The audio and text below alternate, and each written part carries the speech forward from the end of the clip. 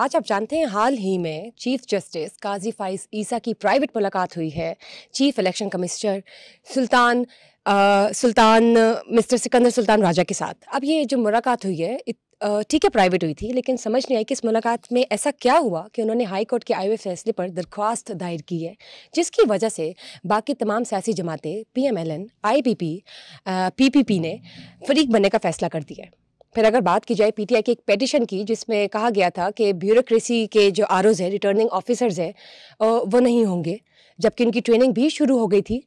और समझ आती है ट्विस्ट एकदम से क्यों आ गया, ये सूरत हाल एकदम से चेंज हो गई, जबकि हमें लग रहा था कि इसी कंफ्यूजन में इलेक्शंस हो जाएंगे 8 फरवरी को किसी भी तरीके से, जबकि वी नो कि अवाम बहुत डिमोटिवेटेड है और कुछ इलाके जो है पाकिस्तान के वो सर्द हैं उस वक्त जब इलेक्शंस पीक पर होंगे, और उसकी वजह से जो टर्न आउट है वो कम हो सकता है और धांधली के चांसेस भी ज़्यादा हो सकते हैं। अब मुझे जानना ये है, हमारे साथ mister Naeem Hanif bureau chief summer TV मौजूद हैं। मैं जानना ये चाहती हूँ उनसे कि इलेक्शंस 8 फरवरी को हो रहे हैं या मुलतवी तो नहीं हो रहे, या क्या चल रहा है, पर्दे के पीछे ऐसा क्या है जो कि एकदम से सारी सियासी जमातें फरीक बनने का फैसला कर रही हैं। दूसरी जानब जिनकी प्राइवेट मुलाकात हुई है मिस्टर चीफ इलेक्शन कमिश्नर की विद द चीफ जस्टिस, उसमें ऐसा क्या हुआ कि हाई कोर्ट के आए हुए फैसले पर उन्होंने दरख्वास्त दे दी। Let's just check out. अस्सलाम वालेकुम। वालेकुम सलाम। कैसे हैं आप? जी अल्हम्दुलिल्लाह।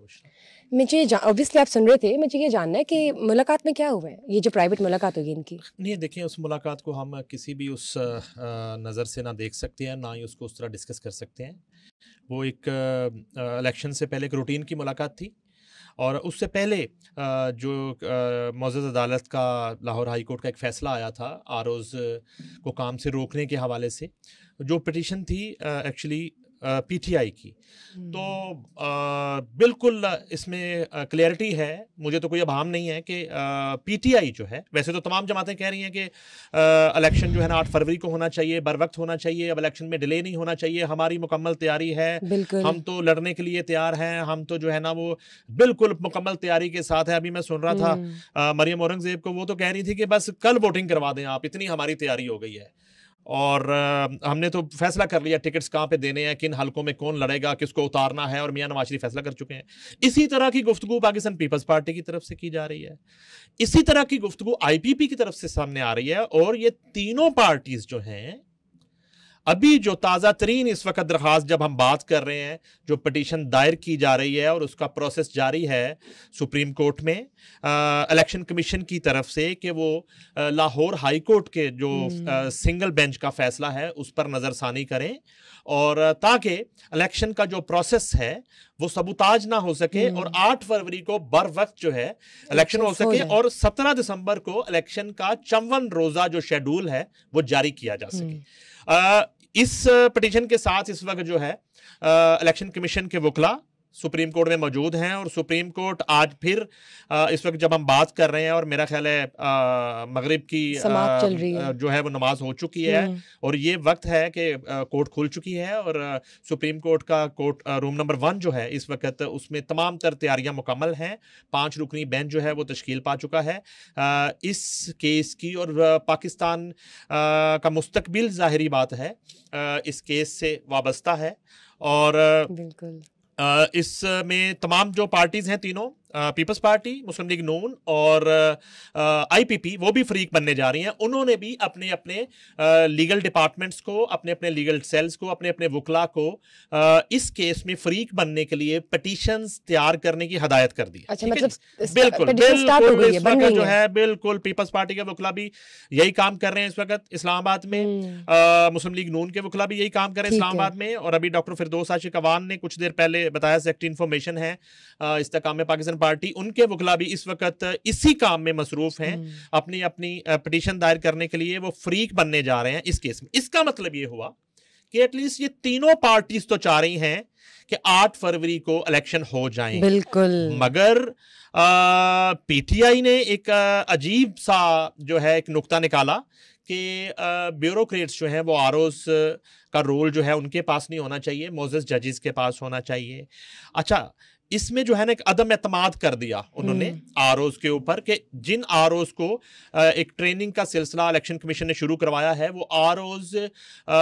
धांधली में जो है मुलव्वस हो सकते हैं, और जो है वो उनका जो रोल है वो मनफी हो सकता है। तो इस खदशे से अदम एतमाद का इजहार कर दिया, इसलिए वो नहीं होंगे। एग्जैक्टली मुअज़्ज़ज़ अदालत लाहौर हाई कोर्ट ने उन आरओज़ की ट्रेनिंग का जो अमल है उसको रुकवा दिया। अब इस सूरत हाल में मैं आपको थोड़ा सा बताता हूं कि मुझे, आपने पूछा कि आपको क्या लग रहा है, मुझे तो सर्दी लग रही है इस वक्त, क्योंकि मैं पिछले कुछ दिनों से, मैं ही नहीं पूरा समा इलेक्शन सेल और अकरम चौधरी साहब ने दौड़े लगवा रखी थी सबकी,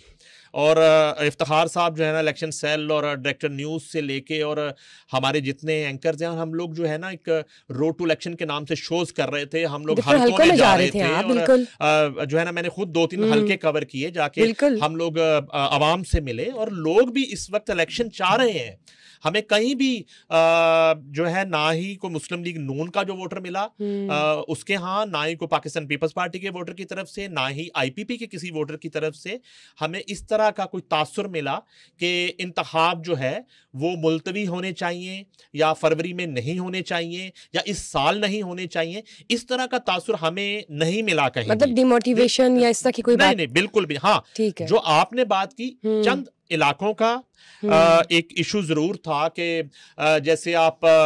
केपी और बलोचिस्तान के जो है कुछ 4 से 5 हल्के बनते हैं, वो भी ज्यादा नहीं है, जहां पे फरवरी में कोई बर्फबारी होती है और वहां पे एक जो वोटिंग का प्रोसेस है, टर्नआउट जो है ना वो कम हो सकता है। तो अब यह है कि अटॉर्नी जनरल जो है ना, पहले तो वो मेरी तरह जुमे का लिबास पहन के एक जो है ना वो सादा लिबास में आए थे सुप्रीम कोर्ट, अब वो वापस गए और वो यूनिफॉर्म में दोबारा आए हैं। थोड़ी देर पहले मुझे इतला मिली है कि वो पहुंच चुके हैं, इस वक्त वो कमरा अदालत में मौजूद हैं और जाहिर है कि समात का आगाज जो है वो हो चुका है। चीफ जस्टिस काजी फायद ईसा की सरबराही में ये 3 रुकनी बेंच तश्कील दिया गया। काजी फायद ईसा साहब जो हैं वो 2 हफ्ते की छुट्टी पे भी जा रहे हैं और वो नेक्स्ट वीक से शायद मंडे से मौसम सरमा की तातीलात जो है, जारी बात है कि वो उस पे वो जाते हैं सब लोग और वो बैरून मुल्क जा रहे हैं। तो बस अल्लाह करे कि ये जो जिस वक्त हम बात कर रहे हैं, अगले 2 घंटे बहुत अहम है इस मुल्क की सियासत के हवाले से। 2 घंटे में बहुत ही अहम फैसला आ सकता है और हम इस वक्त जो है वो लाइव हैं समा डिजिटल पर, तो हो सकता है कि उस फैसला आने पे भी हम जो है वो अपने नाजरीन को आगाह करते रहेंगे सूरत हाल से। और इस वक्त चूंकि हम ज्यादा तबसरा कोर्ट की सूरत हाल पे और एक जो आईनी सूरत हाल है उस पे उस तरह कर नहीं सकते, लेकिन जो कुछ हुआ अभी तक कल और आज, और वो जो जिस मुलाकात का आपने जिक्र किया, उसके बाद जो पीटीआई की पिटीशन थी उसका आपने जिक्र किया। अच्छा, सवाल ये पैदा होता है कि पीटीआई जो है क्यों इलेक्शन से राह फरार अख्तियार कर रही है। अच्छा, ये क्या वजह? मैं बताता हूं। उसमें देखिए, बज़ाहिर वो कहते हैं कि ग्राउंड पे हमारी जो सूरत हाल है वो बहुत बेहतर है दूसरी पार्टी से, और आपने जो है वो एक so called intra party election करवाए जिसके खिलाफ इस वक्त जो है वो पिटीशंस दायर हो चुकी हैं और उस पर सवालात उठ चुके हैं कि वो बिल्कुल यकतरफा आपने वन साइडेड कर दी हो, कोई कहीं पे वोटिंग नहीं है, कोई कहीं पे नॉमिनेशन उस तरह से फाइल्स नहीं हुए, आपने एक अडयाला जेल से आया हुआ अहकाम पढ़ दिया वहां पे और गौहर अली साहब को आपने चेयरमैन बना दिया, और बाकी आपने उसमें 9 मई के जितने मुजरमान हैं और मुल्जमान हैं उनको आपने ओहदे दे दिए। आपने गौर किया शायद इस बात पे? आप अगर अच्छा, उसकी जो लिस्ट है उसमें वही लोग हैं और उन्हीं को डेजिग्नेट कर दिया गया, उन्हीं को तमाम तर ओहदे बांटे गए जिनमें 80% जो है इस वक्त जेलों में हैं और 9 मई के मुल्जमान हैं और वो ट्रायल जो है उसके प्रोसेस से गुजर रहे हैं। तो आपने इस तरह का एक non serious intra party election करवा के और आपने जो है ना वो एक प्रोसेस का हिस्सा बनने का ड्रामा किया। अब उसके बाद हम कल ही प्रोग्राम में आपके साथ में डिस्कस कर रहा था कि टिकट्स जो हैं उनका फैसला तमाम एनए के जो हल्के हैं और तमाम सूबों में वो कौन करेगा। अच्छा, अगर चेयरमैन पीटीआई गौहर अली साहब हैं तो फिर फैसले का अख्तियार तो उनको होना चाहिए ना, और इमरान खान क्यों कर रहे हैं, और उनकी कैबिनेट को, किचन कैबिनेट को होना चाहिए। तो अभी भी वो एक चूंकि बिल्कुल जिसको कहते हैं कि पुतली फॉर अ टाइम बीइंग उनको रखा है एज ऑब्जेक्ट। आपने अच्छा दोबारा से आपने वो अख्तियार दे दिया बुशरा बीबी को, बिल्कुल। अच्छा, फिर वो दोबारा से मैं 2018 का सारा वो हिस्ट्री दोहराऊंगा, जो कुछ जो है सेंट्रल पंजाब में हुआ और फैसलाबाद की पट्टी में किस तरीके से जो फाइनलाइज हो घपला चुके हुई थे थी तमाम यहाँ से। कैंडिडेट, वो रातों रात बदले गए। और रोहन चौधरी जो हैं वो उनको 3-3, 4-4 नामों की पर्ची बुशरा बेबी की तरफ से आती थी कि ये जो है लोग कॉन्टेस्ट करेंगे इनको, हाँ। फैसलाबाद से और इस पूरी पट्टी से, और वो हम्म। तकरीबन मोस्टली सीट्स हारे वहां से। अच्छा, अब भी सूरत हाल ये है कि जी अलीमा खान और बानी पीटीआई जो है उनकी जो सिस्टर्स हैं वो ये चाह रही थी कि ये इख्तियार उनको मिल जाए और वो लीड करें इस सिचुएशन को और इस इलेक्शन को, पार्टी को। मगर उनसे तकरीबन 2 रोज कबल ये इख्तियार छीन लिया गया और उन्हें बिल्कुल जिसको कहते हैं ना साइड पर कर दिया गया है। और फैसला जो है मोहतरमा ही दोबारा से करेंगी और बाबरकत तरीके से जो है वो टिकट्स जो है वो तकसीम ऑब्वियसली वो